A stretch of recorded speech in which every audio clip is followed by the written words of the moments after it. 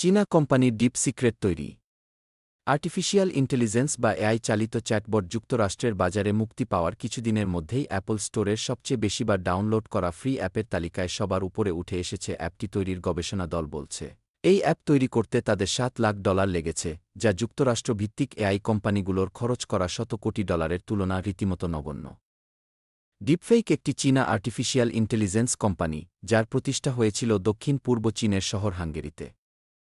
তবে তাদের জনপ্রিয় এআই অ্যাসিস্ট্যান্ট অ্যাপ যুক্তরাষ্ট্রের বাজারে ছাড়া হয় এ বছরের 10 জানুয়ারি। কোম্পানিটি প্রতিষ্ঠা হয় 2020 সালের জুলাইয়ে।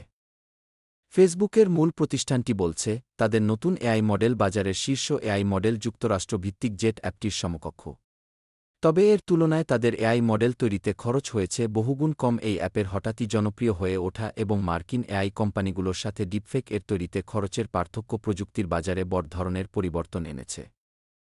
মিস্টার ওয়েন ফিংয়ের সংগ্রহে থাকা সেইসব অ্যান্ড্রয়েড চিপের সাথে তুলনামূলক কম দামি চিপ সংযুক্ত করে ডিপফেক এআই অ্যাসিস্ট্যান্ট তৈরি করা হয়েছে।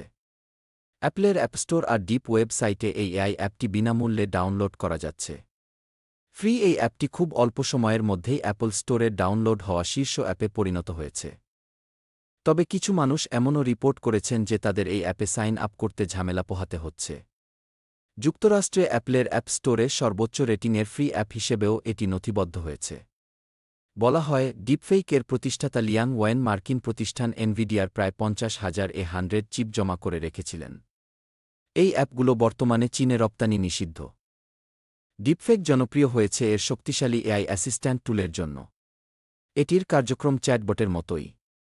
অ্যাপ স্টোরে দেওয়া বর্ণনা অনুযায়ী এটি তৈরি করা হয়েছে ব্যবহারকারীর কর্মদক্ষতা বাড়াতে এবং ব্যবহারকারীর প্রশ্নের উত্তর দিতে।